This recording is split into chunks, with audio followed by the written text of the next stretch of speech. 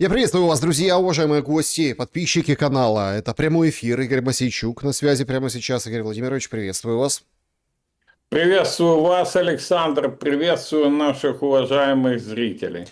Сегодня у нас по-настоящему такой эфир, такой правдоруб, голая правда, понимаете, об этих отношениях, потому что, кажется, это все какая-то, ну вот такая вот кульминация, затянувшаяся, да, перед, ну вот если анализировать последнее заявление Лаврова, который сегодня сделал ряд заявлений, Путина, который лично сделал ряд заявлений. Сводится все к тому, что Ушаков тоже, да, с российской стороны, с украинской стороны, понятное дело, действия и разного рода, ну, тоже такие специфические темы в украинской политике будем обсуждать. А все о чем? О том, что, ну вот как украинцы утверждают, что Трамп сказал: давай, Вова, будь смелее, ну, мол, не робей, вперед, и тот перестал робеть и, в общем, начинает, скажем так, бить с особой силой. Вот подкинули британцы Storm Shadow, они летят по российской стороне.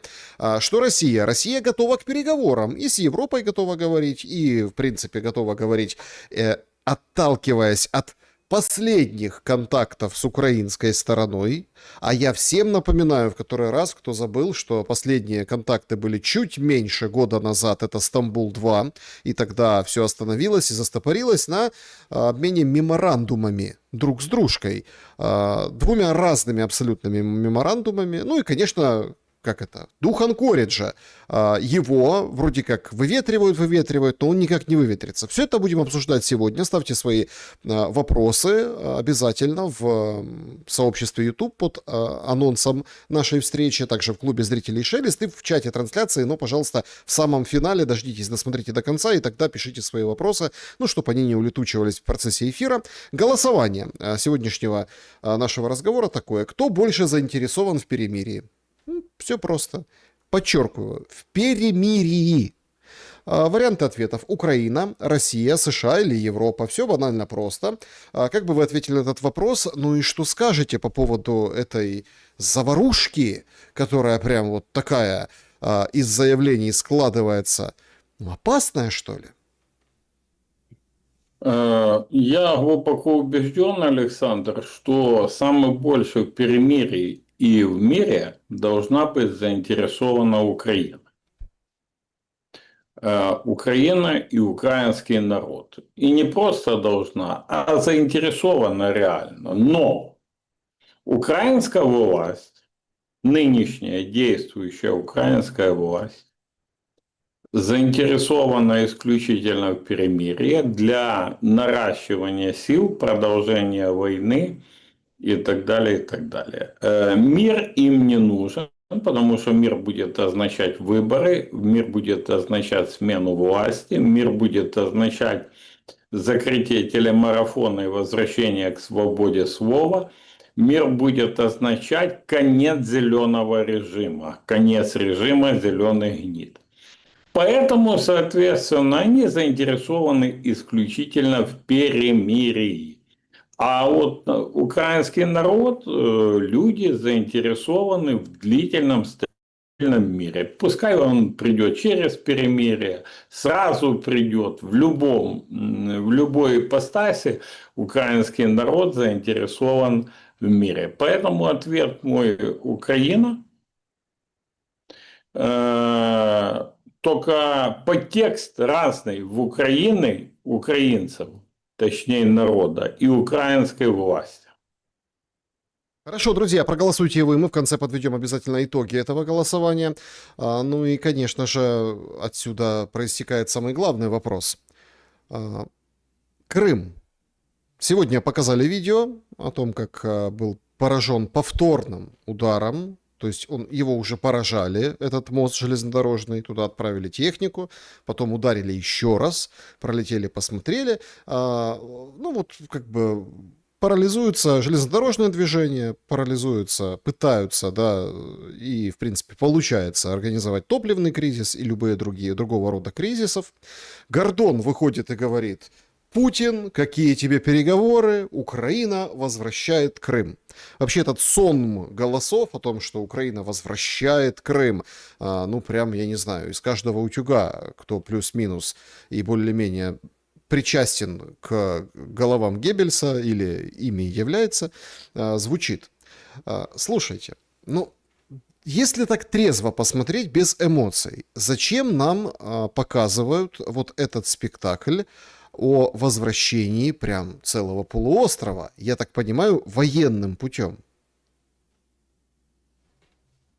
Цели две. Показывают не только нам, показывают на две аудитории это рассчитано. Одна аудитория – это украинцы, показать, что несмотря там на людоедство, на потери, на забитые кладбища переполненные, все, мы все же побеждаем. И избежать внутренних каких-то процессов, которые могут вспыхивать и вспыхивают из-за недовольствия властью.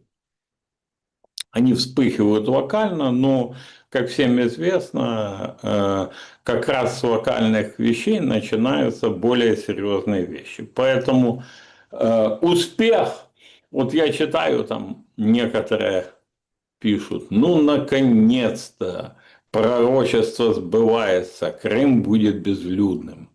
Или с этого начиналась Великая Украина. Ну и так далее, и так далее. Я предлагаю, так сказать, по-новомодному, как любят говорить зеленые гниды и офисные крысы такого же цвета, разложить карты. Что происходит? Действительно успешно с помощью иностранных дронов, иностранных средств поражения поражается инфраструктура в Крыму. Этого отрицать нельзя, кто это отрицает, либо такой же пропагандон, только с другой стороны, либо полезный идиот. Поражается. Но вот тут вот как раз два ключевых момента. Попоражать и рассказать, ну, то, что мы наблюдаем, то есть позвездеть на эту тему. Под это собрать денег на Западе, а в преддверии Рамштайна это происходит, других сборов, вот завтра там G5 так называемое в Берлине. В Гданьске. Под перелом войны собрать лавы с этих так называемых западных партнеров или западных лохов, как их называют в офисе Зеленского. И потом усю. Продать победу украинцам, мы контролируем логистику. Есть еще другой вариант. Начать военную наземную операцию по вхождению в Крым. Тут очень большой процент того, что, учитывая предыдущие попытки и высадки диверсионных групп, и концентрации войск, помним, с 2023 контрнаступления, ну и дальнейшие действия, это все может закончиться по сценарию так называемой Курской авантюры. Потери огромные, цели непонятные, ну, отсутствует от слова вообще, кроме пиар-целей, ну и все. Это, так сказать, пасьянс с украинской стороны, как он может выглядеть. Я тут должен добавить, что в контексте наступления российских войск в Константиновке, которая практически, если не потеряна, то под огневым контролем практически полностью Российской Федерации находится, успехов на Лиманском направлении, в Купянске и на Сумщине, где есть продвижение, это смотрится как-то странненько. А в контексте угроз развязать войну и всплывающие сроки ультиматума Беларуси, это вообще как-то выглядит самоубийством. Ну, это, знаете, все равно, что горит у тебя дом. Ты пытаешься его потушить. Один угол там горит, ты бегаешь, тушишь. Потом берешь и сам поджигаешь еще в двух местах, еще с двух сторон, свой собственный дом. Вот приблизительно так это выглядит, как по мне, весь этот пасьянс. С российской стороны, ну, никто же не учитывает, какая будет реакция. Все многие говорят в контексте Караганова выступлений, интервью, заявлений, который является действительно одним из людей, кто составляет смыслы для Кремля, да, угроза ядерки, угроза ударов по Российской Федерации. Я сейчас одну секундочку, одна ремарка. Вот чтобы понимать вообще, из чего соткана украинская власть, можно поставить рядышком Караганова и Подоляка, или Караганова и Литвина. Продолжайте, Ну да, пожалуйста. да, вот плюс-минус. Я тоже смотрел эти интервью. Я вообще стараюсь смотреть со всех, с разных сторон заявления, интервью полные, особенно таких людей, как Караганов, для того, чтобы понимать системность и понимать настрои.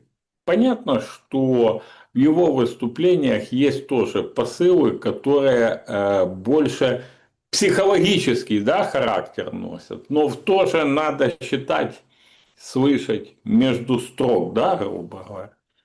Так вот,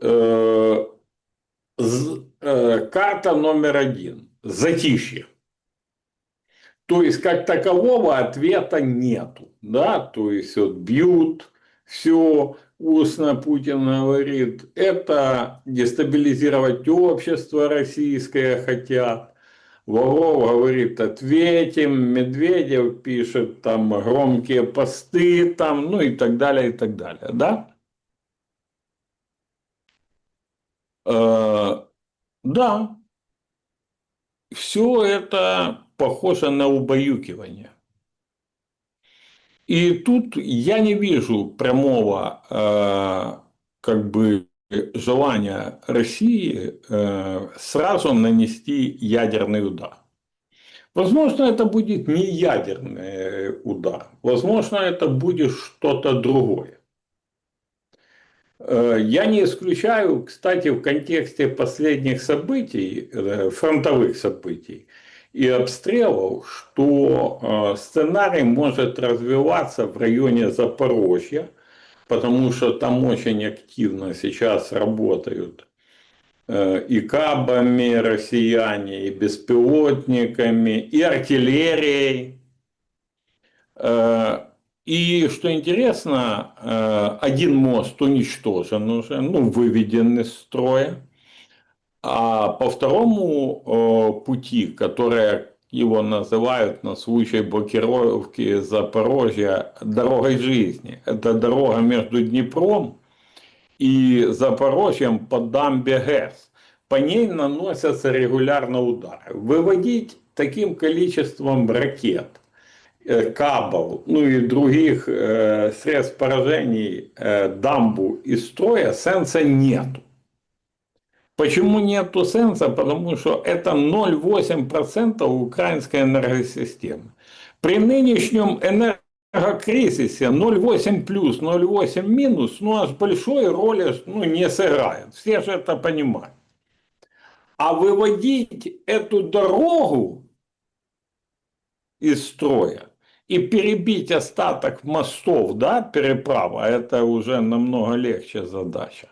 Это будет означать фактически возможность наступления на Запорожье. И вот тут я не исключаю, что для прорыва линии фронта противник может использовать орешник. Орешник с боевой частью, не ядерный. Там может быть этот, как он, сбеднилый уран, ну, по-украински. То есть, не обогащенный. удар этих орехов по площади фронта будет означать прорыв.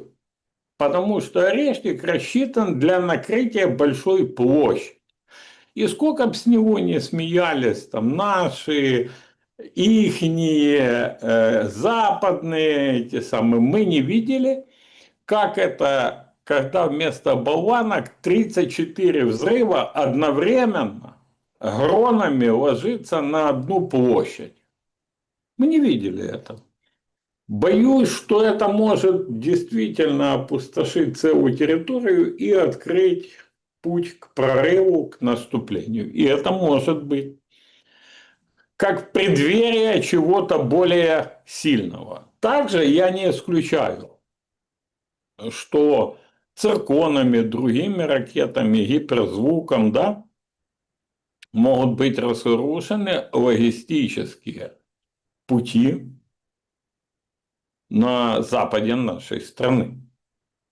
Их, правда, сам Зеленский разрушил этими бросаниями орлами туда-сюда, ну, во многом. Но, понимаете, тут ситуация, что пока все идет. Ну, пока все идет. Там базы, там аэропорты, там где-то Румыния, ну, прикрывает тот же Караганов, ну, об этом прямо говорит. А завтра бах, и прилетело. Не по территории Румынии, не по территории Польши, не по территории там, других стран, ну, откуда что-то приходит. Нет. По украинской территории, по логистике, но на стыке. И поверьте, эти западные партнеры, судя по их поведению, они будут, извиняюсь, какать, чтобы грубо не выражаться, кирпичами бежать от страха, понимаете? И никто пальцем не пошевелит. Это ж на словах мы 4 года слушаем. Контингент, мы вступим, мы это, не. Оружие да, деньги да, ослабляйте Россию, но ценой собственных жизней.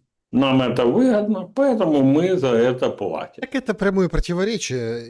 Извините, я тут нарративную часть одну ремарку сделаю. Сейчас продолжим, потому что там есть о чем поговорить и по Константиновке, и по Сумской области, и о которой вы, кстати, первый говорили. А все как-то так, знаете, отмахивались, говорили, это там ИПСО, и так далее. Вот сейчас мы видим, да, движение в районе Сум. Сейчас поговорим об этом. Смотрите, тут какой-то вот странный нарратив. Они все там так обделаются, испугаются, никто ничего не сделает, они вот это... И у них есть план. Ну вот конкретный план. Финансировать, дроны клепать, денежку делить, зарабатывать, поставлять, совершенствоваться, имея у себя на заднем дворе отличный полигон. Так это циничный план или это трусливая Европа? Это одно другое не выключает. Это циничный план, который исполняется нашими украинскими руками. И это самое, и за который жизнями их граждане не платят. А платят жизнями наши граждане. 1 миллион в могиле, 1 миллион инвалидов, мигрантов сколько, иммигрантов и так далее. Поэтому они, вот смотрите, давайте так, 2 кейса быстро. Стармер вчера, да, говорит? Отчалил, Я ухожу. Зеленский говорит, Ким, ты всегда желанный гость, там, можешь на пару с Джонсоном приезжать, люблю вас, целую, пух.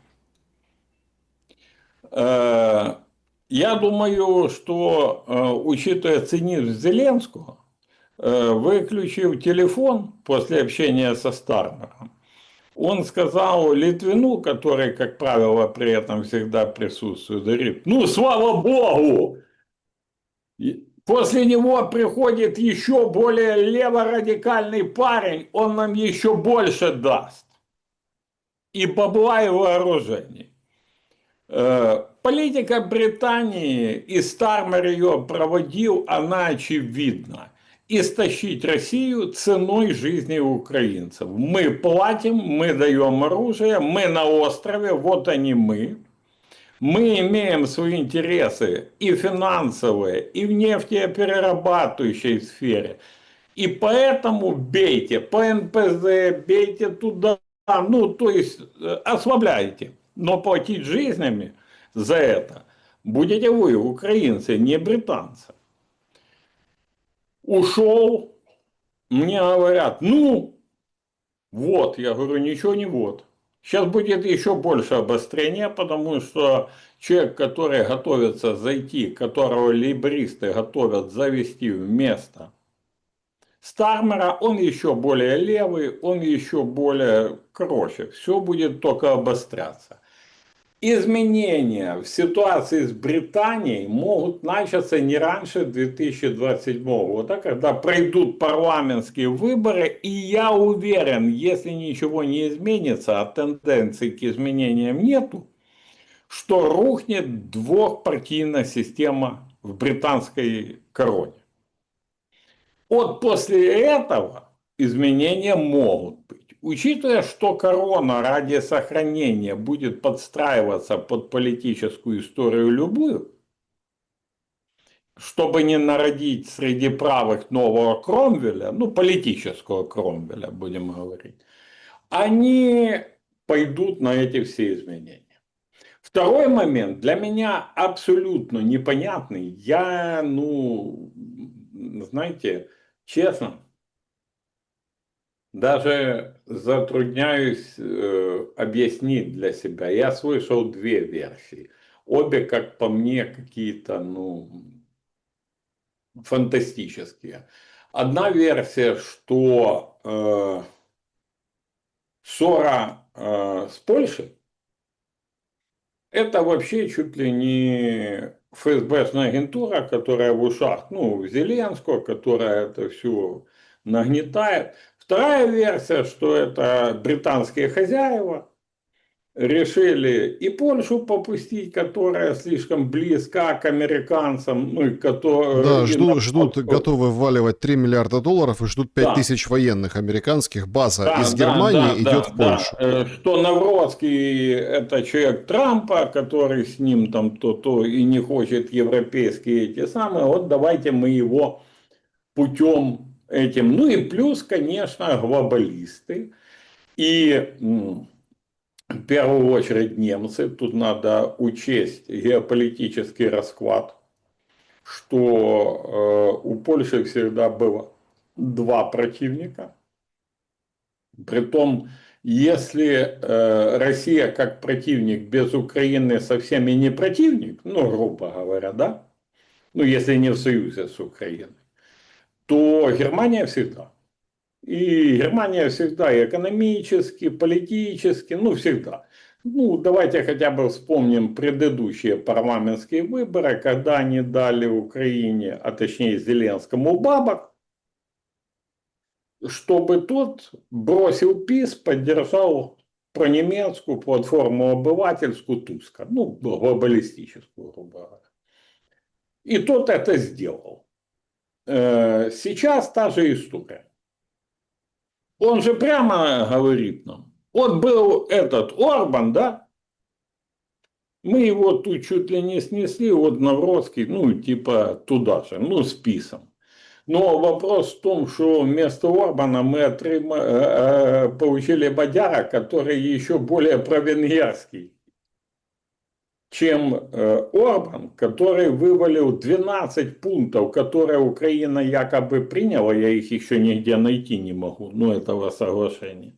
Потому что, по моим данным, один из пунктов дает 40% квоты в местных советах венграм. Если это соответствует действительности,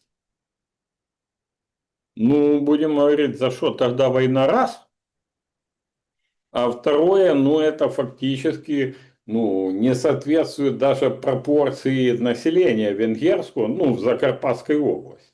В разы не соответствует. Вот. Он распаливает этот конфликт с Навроцким, с Польшей. Притом распаливают абсолютно сознательно. Я знаю точно, что к нему заходили, к Зеленскому, заходили украинские историки, ученые, когда начался, ну, конфликт, когда Навроцкий сказал, что это неприемлемо название героев УПА и так далее. Заходили и говорят.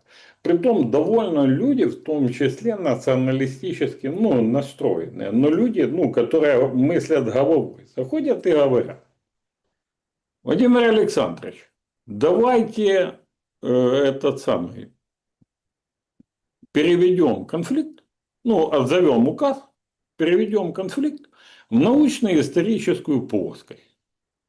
Создадим общую группу и примем какое-то, ну, решение по этому вопросу. На что Зеленский ответил: нехай идут в дупу и Польша, и поляк. Мгм. Ну, приблизительно вот так. Ну, он даже в этом интервью Али Мазур на выходных, или нет, не на выходных, вот, да, рассказывал о том, что, да смотрите, там Буданов говорит, Кислица, давайте мы съездим, там все утрясем, уладим, все будет нормально. Он говорит, нет, вы не уладите. Я сказал, ничего не получится. Да, то есть он занял эту позицию. Ему надо было, и вопрос, естественно, но ни в УПА, ни в Коновальце, ни в Бандере, ни в Мельнике. Зеленский так далек от этих вещей, ну вообще далек-далек, что это просто инструмент, который используется, ну, исторически, для того, чтобы вот это все заколотить, построить и все. И окружение далеко. Ну что, Миша Подоляк в этом разбирается. Или Литвин, который под чутким руководством Костя Бондаренко пришел в левый берег и писал, какой Янукович прекрасный парень. Ну, нет. Это специально делается для того, чтобы сорвать вот эту ситуацию, поссорить и все. Сейчас есть предложение нашего украинского историка, моего товарища Олега Однороженко, и поляки его поддерживают, это предложение. Как остановить, как найти компромисс и тому подобное. Олег Анатольевич предлагает убрать абсолютно с порядка дня, с глорификации, с обсуждений, ну, со всего, всех исторических персонажей вне зависимости от национальности. Украинец, поляк, немец, русский. Кто совершали признанные военные преступления. Хотя бы в одной из стран признанные, ну не говоря о мировом, да? Просто убрать. Такой вариант в свое время снял противостояние, оно было, кстати, сейчас многие удивятся, было противостояние между Литвой и Польшей. Ну, историческое, вот на подобных вещах.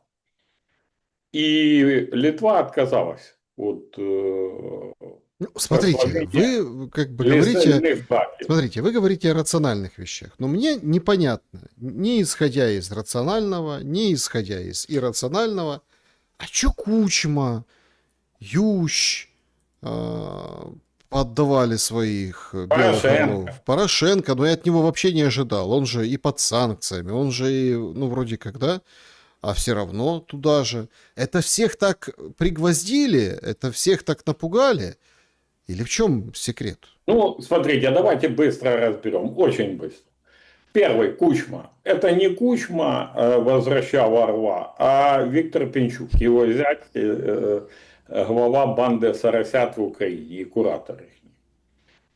Второе. Виктор Ющенко. Виктор Ющенко всегда должен быть патриотичнее от всех патриотов этой страны. А если Кучма отдал, он же не может быть не такой патриотичный. Там все проще. А вот Петр Алексеевич, я тоже думал, что ума хватит, тем более уже понял, как его намахали. Он уже начал говорить действительно рациональные вещи. Ну, я честно, я ожидал, что в Ющенко и Порошенко хватит ума поехать в Польшу, Не отдавать ордена, а поехать в Польшу и начать диалог. Тем более они оба причастны к этой исторической истории, что заварили и так далее. Но нет. Но нет, я думаю, что Порошенко, первое, испугался продолжения уголовного преследования, усиления санкций. Плюс, мы знаем, они там просят: снимите, помогите, спасите. Плюс ему угрожали бойкотом Рошена. Ну и так далее, и так далее. Поэтому поэтому я думаю, слаб человечек. Ну, так крепок, ну, на людях и в эфире, да, а так слаб. А когда он понял, когда ему чуть ли не испражнились на голову, то он понял, что его отымели в политическом понимании. Вышел и начал говорить рациональные вещи. Но, как говорится, ж поздно пить боржоми. Поэтому вот эти все вещи, а плюс тут накладывается Беларусь, ну если мы берем, да, глобально. Давайте не глобально, давайте точечно. Ну, слушайте, ну сейчас пройдет ультиматум. Ну, а дальше что? Украина будет... Он нанесет удар. Ну, вы думаете, хватит духу, мочи Да, конечно, и я ума? даже цель главную знаю. Мозельский НПЗ. Никакие не ретрансляторы, никакие не будки, не вышки, не все остальное. Главная цель — Мозельский НПЗ. Так сказала англичанка, так сказали кураторы, и так он будет исполнять. Хорошо. Я не исключаю, что произойдет еще одна провокация, подобная удару по автобусу с футбольной детской командой. Я не знаю, кто бил. В любом случае, те, кто это делали, военные преступники. Били это в интересах тянуть Белоруссию в войну третья сторона под украинским флагом или отморозки, которым поручил это Зеленский, я не знаю, я не могу утверждать этого. Но что один, что другой вариант, понятна цель. Я не понимаю просто, зачем. Ну вот мы с вами говорим уже полпрограммы фактически. И мы понимаем, что глобальное расширение фронта. То есть то, что я говорил, бегают с бензином и собственный дом с разных углов, горящий уже дом, поливают. Логики в этом не вижу. Готовим спецоперацию в Крыму, бьем, наступаем по Белоруссии, объявляем дипломатическую войну Польше, перекрывая логистику. Это вообще как? То есть решил сжечь дом, замести следы, свалить. Пора заканчивать на осень, ну, как он там рассказывает. Чем заканчивать, почему заканчивать и так далее. Ну и остановлюсь специально на этих Ferry Point, чи Фраер Понт, как она. Про да. Да, Дениса Штиллермана, так фунда, который руководит фунд, Денис Штиллерман.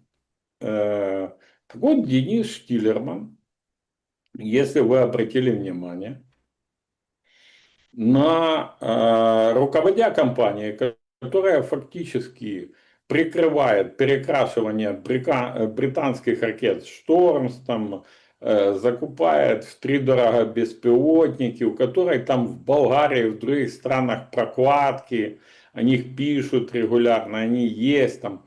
Так вот, приходит этот Штиллерман на ТСК к Алексею Гончаренко.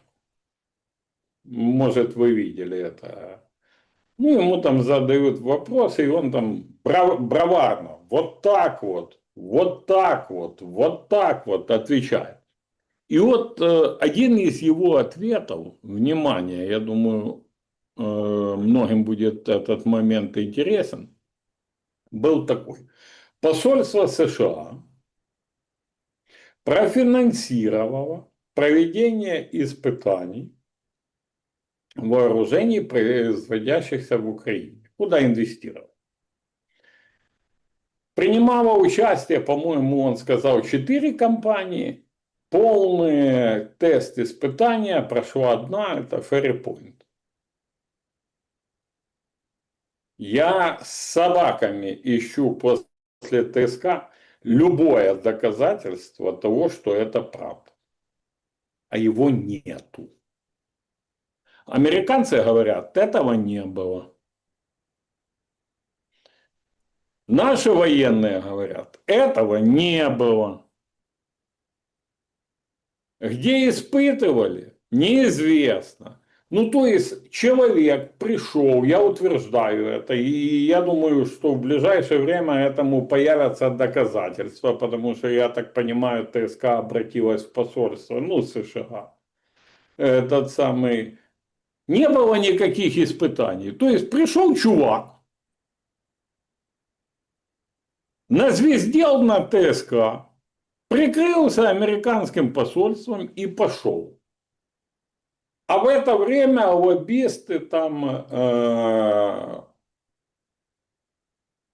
возят по Вашингтонам других фунтов с этой компании, директора там еще, водят по Пентагону там, ну и тому подобное. Понты создаются, IPO они строят и все. А на самом деле перекрашивают британский ВПК. Ну не только британский, но в основном. И на это все наблюдают все со стороны. Ну, я имею в виду там этих и американцев, ну, администрацию Трампа и других, и молчат. Где-то так. Игорь Владимирович, это все, конечно, замечательно, но тут вот пытаемся понять. Ну хорошо, дернут за усы Лукашенко в военном смысле. Народ Беларуси. И пытаются, ну, как-то так вот... Это все очень сложно, потому что Лукашенко хранит молчание. Это вот только сегодня появилось, что там есть все силы и средства, чтобы защитить белорусский народ. Стандартная такая кондовая фраза, но тем не менее. Ну, то есть, вот, защитим, все есть. Песков до этого комментирует, что, ну, тоже уверены, что смогут защититься. То есть никто не сбрасывает как бы историю, никто не идет извиняться, реверансы не танцует, ретрансляторы какие-то там МТС тарелки не отключают российские. То есть нет, все, ну, будет удар, мы готовимся, мы готовы. Вообще, конечно, вот в войне этих заявлений тоже какая-то разница, поразительная разница. Значит, Зеленский говорит, мы тут отрезаем Крым от суши. Путин говорит, увеличивайте ПВО, а мы идем на фронте. То есть один про Фому, другой про Ерему, понимаете? Ну, то есть, ну вот так. Да. У нас, говорит, все нормально, по тылам бьют, потому что не могут на передовой ничего. Украина говорит, на передовой все нормально, фронт стоит, никто никуда не двигается, а мы побеждаем, потому что наносим такие удары. С Лукашенко как будет? Вот как будет вот эта когнитивная война развиваться с Лукашенко и реальная, та, которая на земле, с реальными дронами, с реальными точками поражения, прилетами, ну там вход, выход, да, вот прилетами, отлетами. Смотрите, давайте все-таки сделаем сейчас, тут очень важно сказать следующее. Зеленский, провоцируя Лукашенко, готовясь, представляя ультиматумы, готовясь к какой-то операции, развязывает первую в истории Украино-белорусскую войну. Никогда никакой войны между украинцами и белорусами не было. Это единственный народ, который живет с нами по соседству, который никогда, ни при каких обстоятельствах не воевал с нами, а мы не воевали с ними. Более того, мы жили в 3 разных государствах вместе. В Великом княжестве Литовском, в Российской империи и в Советском Союзе. И там никогда не было никаких противостояний между Беларусью и Украиной. Это нонсенс, этого быть не может. И Лукашенко это прекрасно понимает. Желающих его втянуть, подтянуть, подтолкнуть море. Но он понимает, что взять исторически на себя вот эту историю, ну, с войной, для него невозможно. Зеленскому фиолетово. Он не белорус, и не украинец, и вообще он совершенно другой. Он выполняет то, что ему кураторы говорят, и все. Не понимая этого исторического контекста, дальше говорить о возможных действиях нельзя. Возможные действия будут.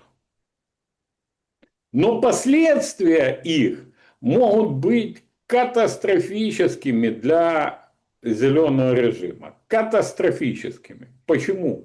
Никогда не было ненависти, отталкивающих моментов. И даже пропаганда последних лет не смогла настроить против белорусов, украинцев, а белорусов против украинцев.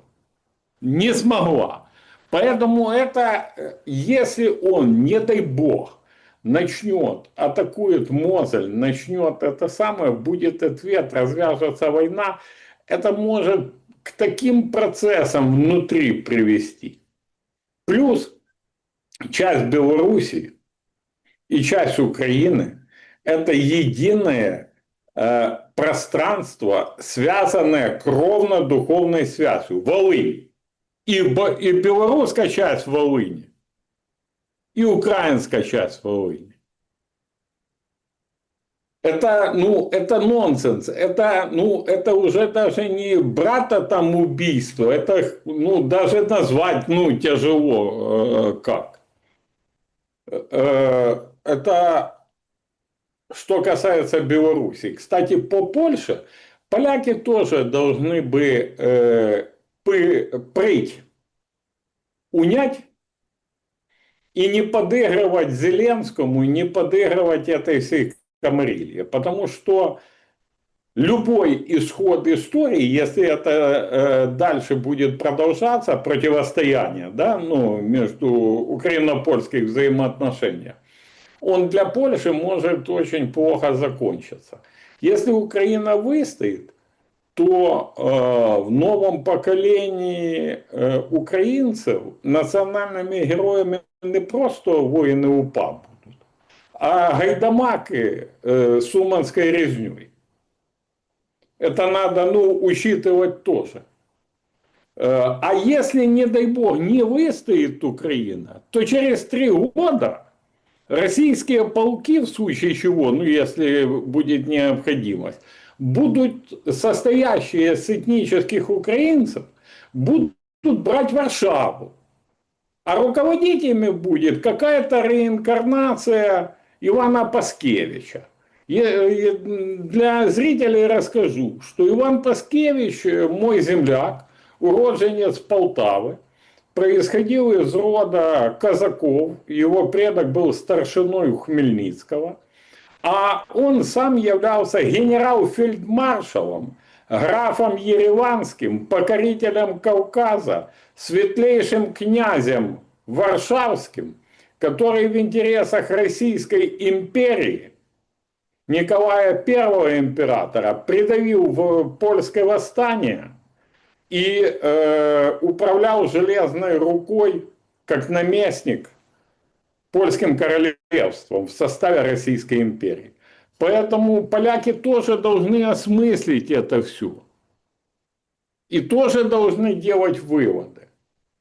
По поводу выводов. Армения принимает участие в форуме по Украине на фоне того, что Россия вводит ограничения против экспорта. Направляет секретаря Совета Безопасности Армена Григоряна на конференцию восстановления Украины, которая пройдет в Гданьске. сегодня сообщили, что Зеленский туда не едет на фоне этого всего. Не-не-не. Поедет Свириденко. И там уже как-то, знаете, все как-то так вот плохо, что ли? Ну, плохо, что ли? Скажите, пожалуйста, а какая конференция и по какому восстановлению? Ну, то есть, Европятерка. А что это такое? А поляки на фоне того, что происходит? Нет, Туск четко обозначил. Туск говорит, мы тоже хотим. Но он же партнер, он обязан своим премьерством Зеленскому. Мы тоже хотим, говорит, поучаствовать в переговорах. То с нами тоже должны. Кстати, по поводу Туска. Сейчас поговорим о конференции, но тут, понимаете, вот посмотрите на двуличность Зеленского. Вот реально двуличность. Вот из-за Орла и Героев УПА, если я ему сейчас задам 10 вопросов об УПА, он ни на один не ответит, но из-за этого он устраивает срач с Польшей и поляками, да, притом такой глобальный, это самое. Когда Туск выходит и делает, как по мне, реально беспрецедентное заявление. Говорит, никаких результатов переговоров без участия Польши мы не признаем. И Зеленский молчит.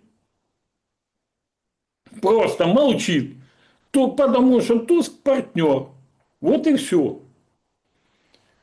Что касается конференции по восстановлению G5, коалиции желающих там и все остальное, это реально сборище о том, как будем клянчить деньги.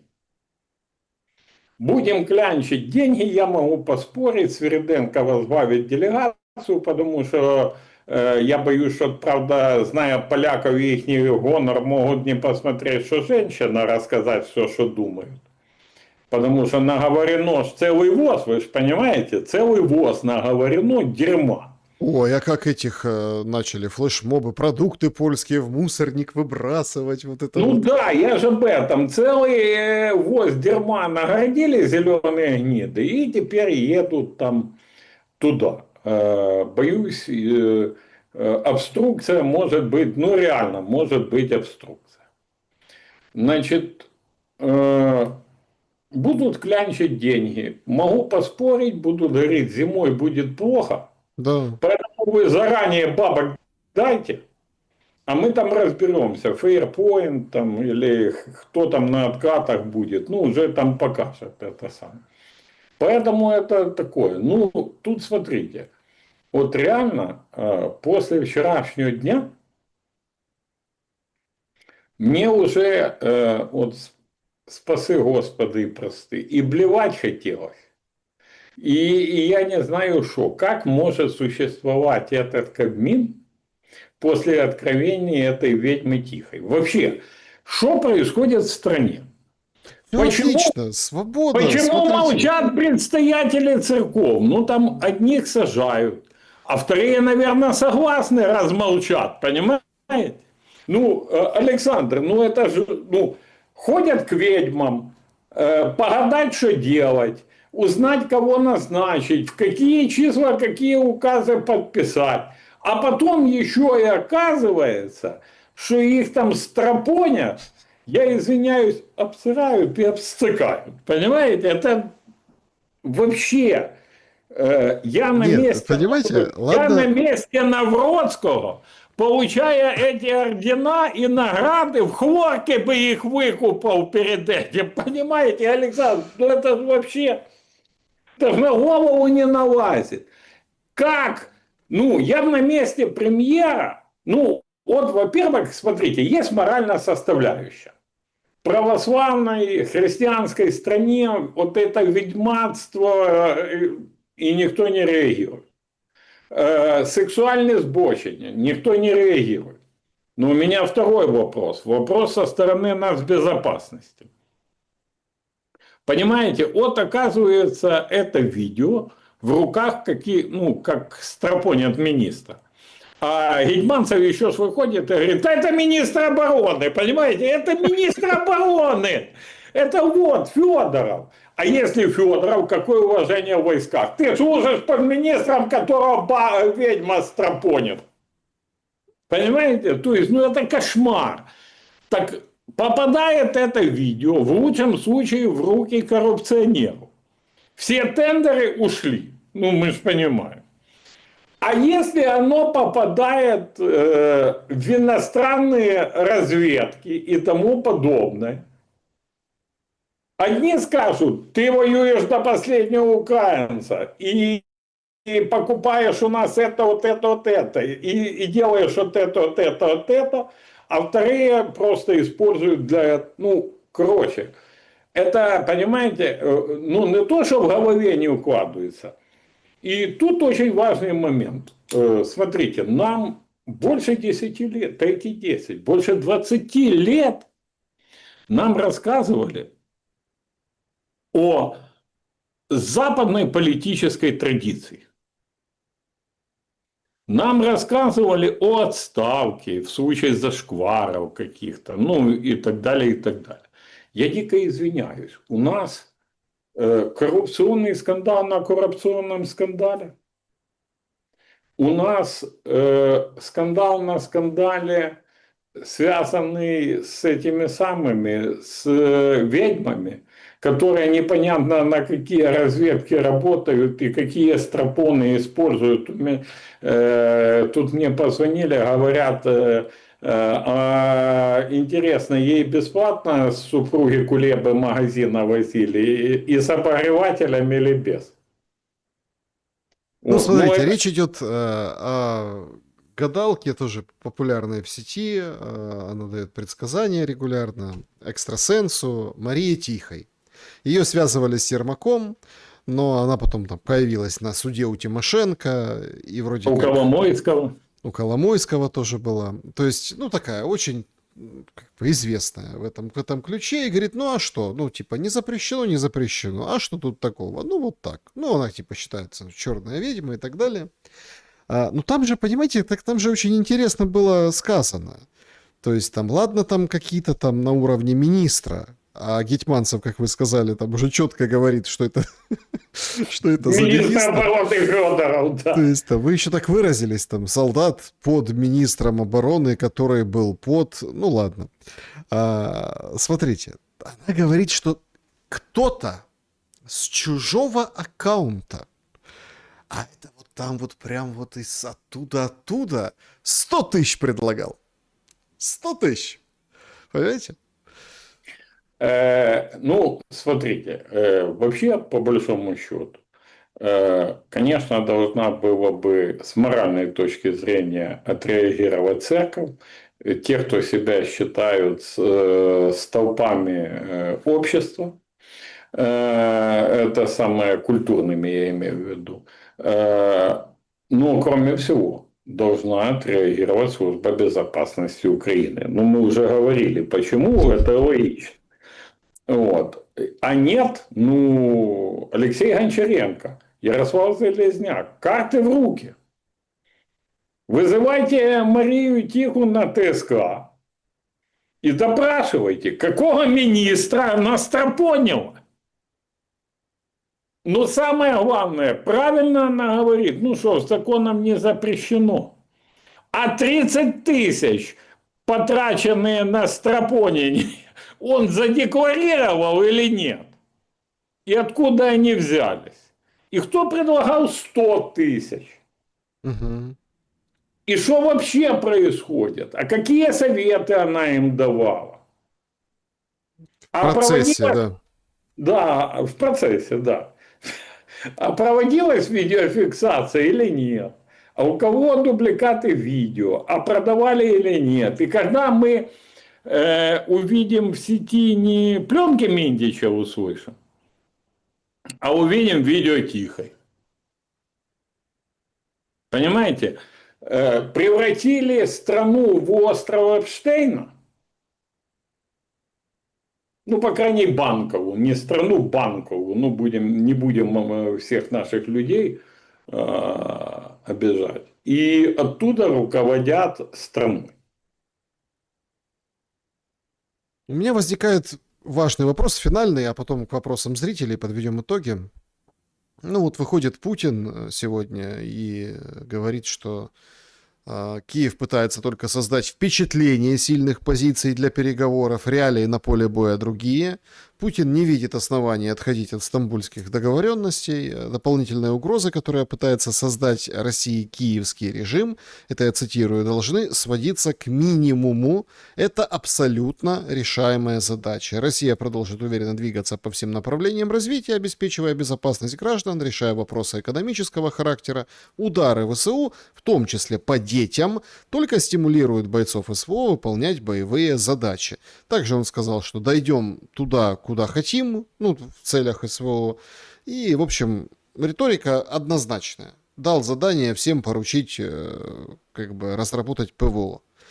Да есть ПВО в России, и нормально там все у них с ПВО. Ну, просто этих дронов очень много. Ну, вот этих Хорнетов. Которые отвлекают и дают для ракет и для боевых дронов дорогу к объектам. Абсолютно да. Россия не готова была к массовому, просто массовому использованию дронов. А насколько вот у нас дронов? У украинской стороны Да имеется? у нас нету дронов. Нет, подождите. Тут очень важный момент. Смотрите, волны достаточно мощные. Значит, смотрите, Александр, я сейчас проясню ситуацию, она как бы не военная тайна, поэтому об этом можно говорить. Она разрушает миф, создаваемый Банковой вокруг этого фейерпонта, да, но это самое. Смотрите,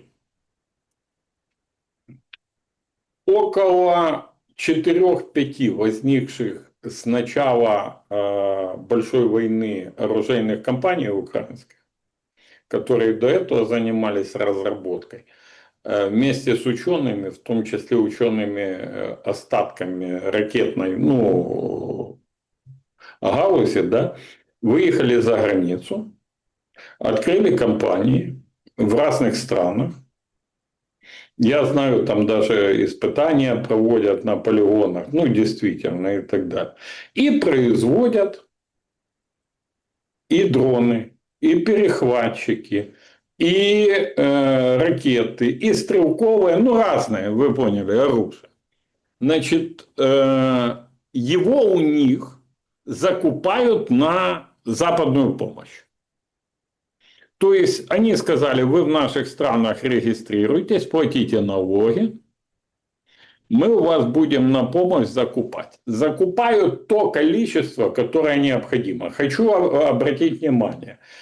Перехватчики дронов не закупают практически. Точнее, закупают, но в очень малом количестве. А дроны дальнобойные, да, вот эти, закупают в большом количестве, что позволяет долетать до целей, то, что вы говорите. Поэтому, если завтра краник финансирования будет перекрыт, никаких дронов не будет от слова вообще. То есть вы связываете деньги и дроны? Дальнобойные дроны, перехватчики, стрелы так называемые, это самое. Все, знаю даже в каких странах, где за границей производится нашими украинскими оружейниками, разрабатывается нашими украинскими учеными, в большинстве своем, но продается за деньги и продается через помощь Запада.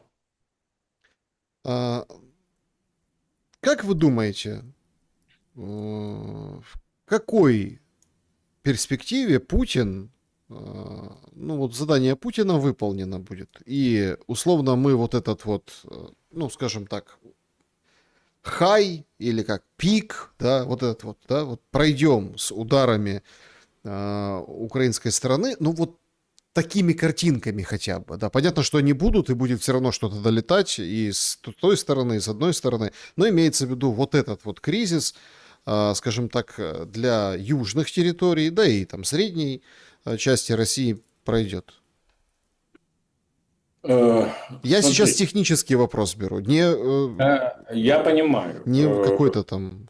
Смотрите, э, я четко убежден, что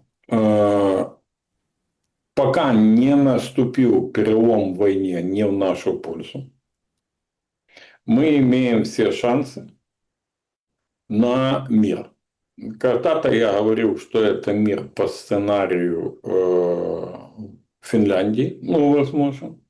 Сейчас я уже скажу, что этот этап фактически пройден, хотя на него намекают, ну, сегодня и Лавров, и другие.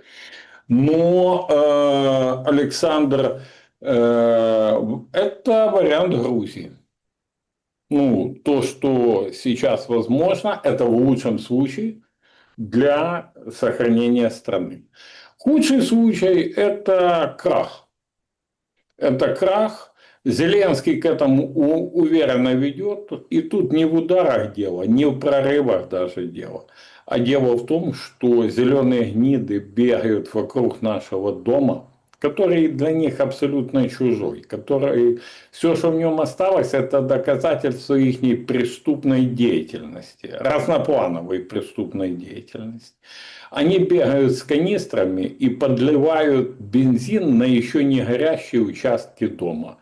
То, что мы сегодня говорили, дипломатическая война с Польшей, спецоперация Крым, о которой сейчас, кроме что бабка на базаре не говорит, которая семечками торгует. Я помню, 23-й год то же самое было. Помните неудачное контрнаступление? Это Беларусь, угрозы, ультиматумы.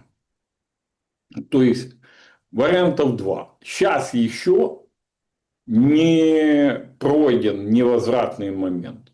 Но в любой момент может он закончиться. Я думаю, что пауза со стороны Российской Федерации, со стороны Путина с этим и связана. Он перед новым витком и применением новых видов оружия, новых видов тактики, новой тактики, он перед этим делает паузу и демонстрирует. Вы же видите, как кучно пошли заявления. Мы готовы к мирным переговорам, мы готовы вернуться, мы готовы разговаривать. Кто-то воспринимает, и пропаганда нам наша продает это как слабость Российской Да. Федерации.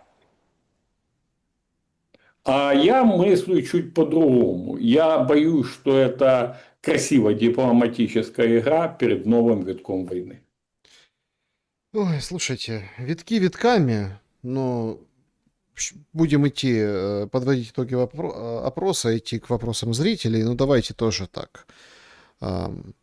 Павлоград чего-то прилетело. 3 погибших, несколько раненых. Харьков лупят, Запорожье.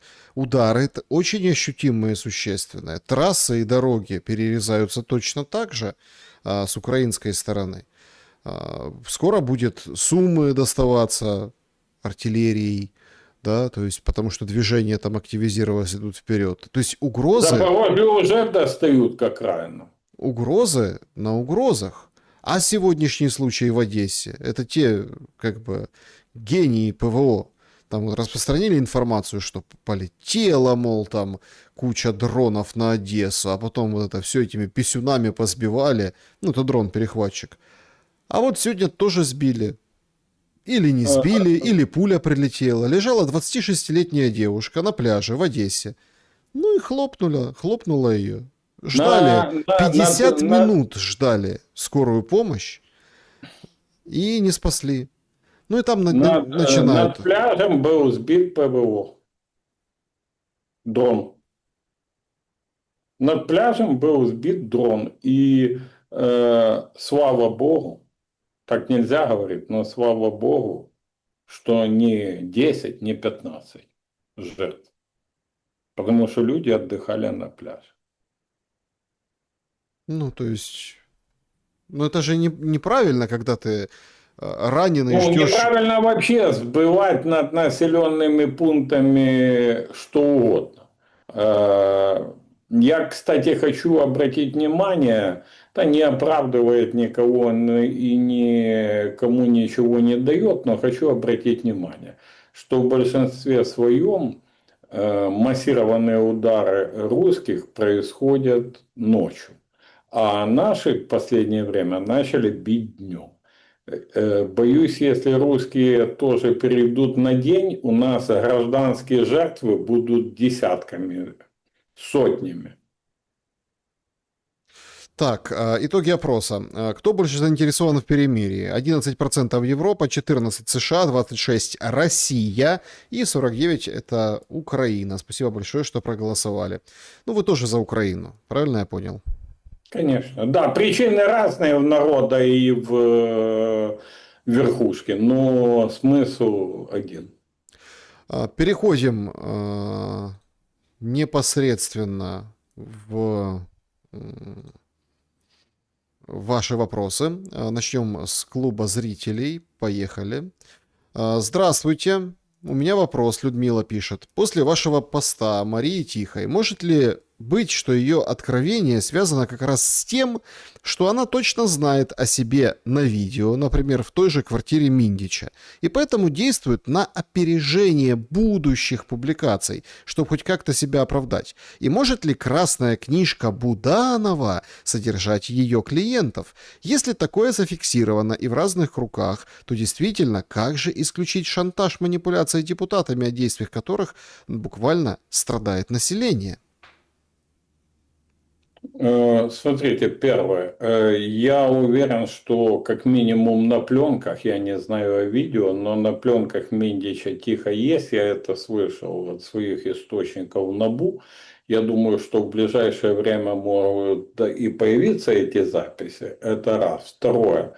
Она близка с Ермаком была, правильно Александр сказал, с Миндичем и так далее. Были ли там сексуальные извращения или утехи, ну, на этих, я слышал, что что-то подобное было, как минимум обсуждалось. Может ли это использоваться как шантаж? Будет, точно используется. Действует ли тихое на опережение? Действует. Более того, я думаю, она ищет союзников и, возможно, их уже нашла среди оппонентов нынешнего режима. Мгм. Или людей, которые хотят от нынешнего режима что-либо получить. Мгм. Так, идем дальше. Сообщество, сюда перепрыгиваем. Александр Леонов, вопрос. Свериденко сейчас едет вместо Зеленского ни Сибига, ни Буданов, ни Стефанчук, ни Арахамия в Гданьск. Она знает украинскую кухню изнутри, в курсе дел офиса президента. Я смотрел на ее биографию и как-то невольно представил ее на замену Зеленского. Не как самостоятельный лидер, а как наемный управленец. Есть опыт, образование, независимо от веществ. Какое ваше мнение о ней как о кандидате на замену З? Спасибо. Нулевой. Во-первых, она будет исполнять волю Ермака, который фактически сейчас нею управляет. Во-вторых, я знаю ряд решений, которые приняты правительством, абсолютно тупых и абсолютно неадекватных. Поэтому, когда вы говорите о профессионализме, я не знаю, о чем вы. Это раз. Во-вторых, я бы никогда не держал у себя в правительстве. Да что в правительстве? В команде любого горсовета людей зашкваренных и перешкваренных один Кулеба чего стоит. Арестовывают имущество по незаконному обогащению, а он продолжает быть міністром. Ну как? Чи варто очікувати найближчим часом потужного наукового дослідження на тему «Роль страпону в піднятті бойового духу армії»? Володимир Васильевич, наверное, Васильевич спрашивает. Я думаю, що ближайшим часом варто очікувати нових плівок Міндіча, можливо, не тільки Міндіча, можливо, записи Тихої. І я думаю, що ця історія ми не ще услышимо. Владимир, из Беларуси. ООН. Число жертв среди гражданских в секторе Газа может достигать 680 тысяч убитых за 700 дней войны. Потери среди гражданских лиц за время войны в Украине за больше чем 1400 дней 16 тысяч жертв. Что же это за широкомасштабная война между Россией и Украиной, и как можно говорить, что Россия хочет уничтожить украинскую нацию? Вы забыли о миллионе военных, которые лежат на кладбище. Вы забыли о миллионе коллег, большинство из которых не сможет иметь детей. Мужчин-коллег. Вы забыли о почти 10 миллионах украинцев, которые вернутся, навряд ли вернутся на родину с эмиграцией. Поэтому для нас это война на выживание фактически народа і нації. Роман Головня, пане Ігорі, озвучте, будь ласка, українські цінності, не запозичені Тора, ЄС, долар, США, євро, мігранти, Телеростія тощо, а саме українські, без блюзнірства і низькопоклонства. Українські цінності – це наші традиції. Українські цінності – це наша віра православна. Українські цінності – це родина і родинні цінності. Це якщо говорити про моральну складову. А інші цінності нам треба вибудовувати і здобувати. Синяя борода, Игорь, скажите, явно, что скрипач не нужен, я о Зеленском. Вопрос, как вы полагаете, вывезут Серж Пристли или Путин выкрадет как Мадуро и будет судить? И ваше видение этого какое? Спасибо, всем добра. Вариантов может быть много. И Мадуро, и Чаушеску, и Каддафи. Что угодно может произойти. И могут спасти, вывести. Что угодно. Исход будет. Исход будет. Какой, когда и в какой момент мы можем думать, что это невозможно сейчас, а это произойдет завтра. Мы можем думать, что это произойдет завтра, а это произойдет через год или через два. Игорь Владимирович, Олег спрашивает, если применить футбольную терминологию в отношении противостояния Украины и России, то какие варианты вы предпочли бы сейчас? Первый или второй тайм, дополнительное время, основная серия пенальти или до первого промаха? А также, на ваш взгляд, кто входит в судейскую бригаду и есть ли политический аналог службы повторов ВАР, которую эту судейскую бригаду контролирует? Ну, к сожалению, прямых, будем говорить, и ВАР, и судейской команды нету. Рассудит только будущее, рассудит только история. Хотелось бы сказать, что очень хотелось, чтобы этот матч закончился в ничью и рукопожатие. Но мы допустили игру исключительно на своей половине поля, ну, говоря футбольной терминологией. И мы уже потеряли территории, возврат которых военным путем практически невозможен на сегодня. Надо, может, и крамольную мысль, но правдивую сказать. А дипломатическим это ложь. Этого не будет. И все, кто вам говорит о дипломатическом возвращении территорий, заранее знают, врут. Будут ли это псевдооппозиционеры, будут ли это зеленые, будет ли это Зеленский, будет ли это Залужный, будет ли это Буданов. Кто-либо, кто вам скажет о дипломатическом возврате территорий, знайте, врут. Врут и хотят к корыту, властному корыту. После Первой мировой войны куда-то испарились все монархии. После Второй мировой был создан Израиль, и доллар США стал валютой мировых взаиморасчетов. Бенефициары войны получились налицо. Кто бенефициар войны в Украине? Ради чего бойня? Спрашивает пользователь. Ну, Ничего нового. Это обогащение определенных элит, достижение определенных целей, идеологических, практических и так дальше. Например, расчистка территории и так далее, и так далее. Бенефициары – это крупный банковский капитал, Ротшильды, Рокфеллеры, другие. Бенефициары – это так называемые глобалисты, соросята, люди, которые исповедуют фактически неотроцкизм. До основания все разрушим, а затем. Ну что затем? Затем. Мгм. Денис, Игорь Владимирович, а как дела у Игоря Валерьевича Коломойского? Скоро будет 3 года как в тюрьме. Спасибо.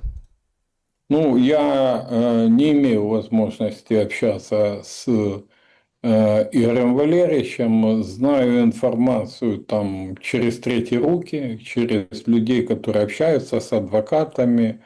Могу сказать одно: ничего хорошего там нету.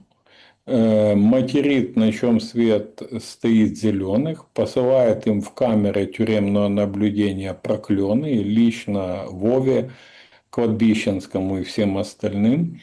Вот, ну, все плохо. Чат трансляции, заглянем и сюда. Даниил Коптилов, Шелест спросил гостя, как он относится к Азову, крыше бизнесов и его прошлом. Ну, Азова. Смотрите, к крышу бизнесом отношусь очень негативно. Ко всем преступлениям, кто бы их не совершал. Азов, Айдар, ЗСУ, россияне, ну кто угодно. Отношусь крайне негативно, ну вот и все. Так, много вопросов сегодня. Что, какая судьба у Марша Мира, который организовывал Мосейчук за границей? Смотрите, во-первых, не Мосейчук один, а группа людей. Во-вторых, Переругались все. никто не переругался. Нет, Ну, так бывает за границей. Да. Украинцы переругались, и ничего не будет. Не, вот эти не переругались, эти общаются, все нормально, все. Смотрите, все очень и очень просто. Я на этой неделе, прошедшей вернее, посетил Брюссель, имел встречу с евродепутатами, рядом евродепутатов. Предмет разговора был поиск пропавших без вести с их помощью в России и проведение марша мира. И встречался с юридической командой, которая подготовку ведет, чтобы получить разрешение. К сожалению, на 28 июня, как планировали, то есть на День Конституции, центральные точки Брюсселя заняты какими-то фестивалями и другими мероприятиями. Позже евродепутаты и еврочиновники разъезжаются. Поэтому либо пиар, ну просто походить по улицам, пофоткаться, концерт провести можно, еще что-то. Либо переносить, и чтобы иметь результат, чтобы общаться с еврокомиссаром по правам человека, чтобы евродепутаты могли принять участие, некоторые отдали согласие в марше мира, чтобы иметь, будем говорить, поддержку и показать Европе, что украинцы не за войну, а за мир. Поэтому приняли решение перенести на осень. Буквально на следующей неделе уже должны подобрать, когда дадут разрешение, когда не будут заняты центральные площади, желательно возле Европарламента, возле Еврокомиссариата, для того, чтобы это было действенно и влиятельно. Вот и все. Так, переходим, давайте еще несколько вопросов из чата, очень интересно. Не кажется ли вам, что Зеленский просто не может сказать «нет» группе военных, которая принципиально... Нет, не кажется. Потому что Навродский пистолет к виску не направит, а военные националисты могут? Нет, не кажется. Многие военные, в том числе националисты, понимают пагубность продолжения войны. Я вам скажу больше. Кроме барбершопных военных и тех, кто зарабатывают на войне, ну, военных, в том числе, кто зарабатывает на войне. Все другие понимают пагубность ее продолжения, в том числе военные.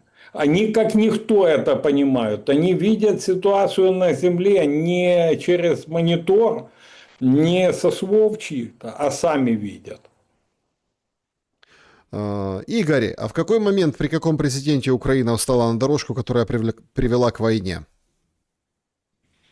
Каждый по-своему закладывал туда, в этот путь на войну, эту большую войну, свои камешки.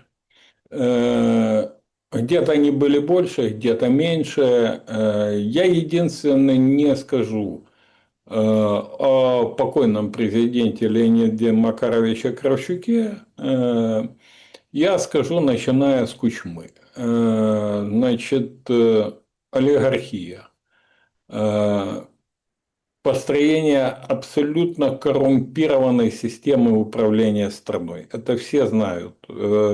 Абсолютный грабеж населения в виде приватизации, создание кланов, которые управляют страной. Это был огромнейший шаг к дальнейшим событиям, которые привели к одной, второй революции и противостоянию в стране, а это вылилось уже в АТО на Донбассе и потом в большую войну.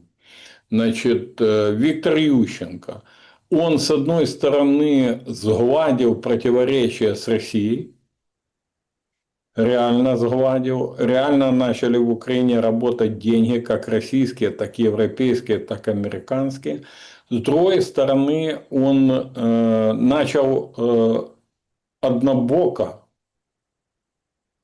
развивать гуманитарную сферу, историю и так далее, и так далее. И положил начало тому, что вот мы сегодня даже с Польшей обсуждали. Мгм.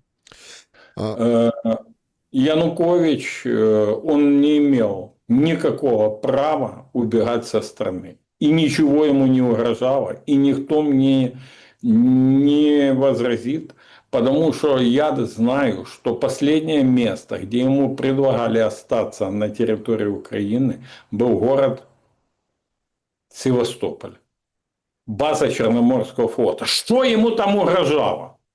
Это же территория Украины, территория Украины.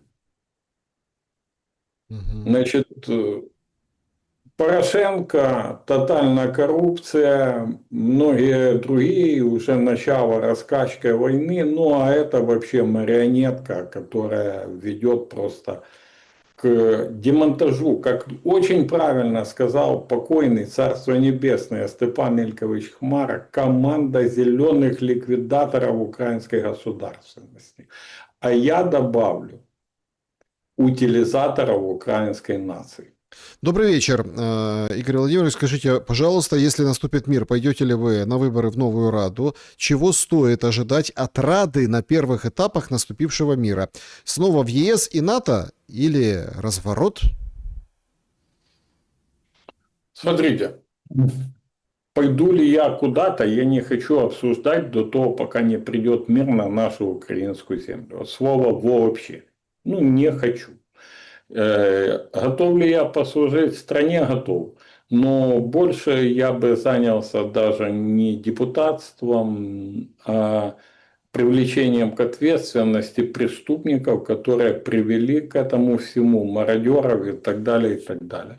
Что касается векторов развития страны, я твердо убежден, что Украина может существовать исключительно как нейтральное государство.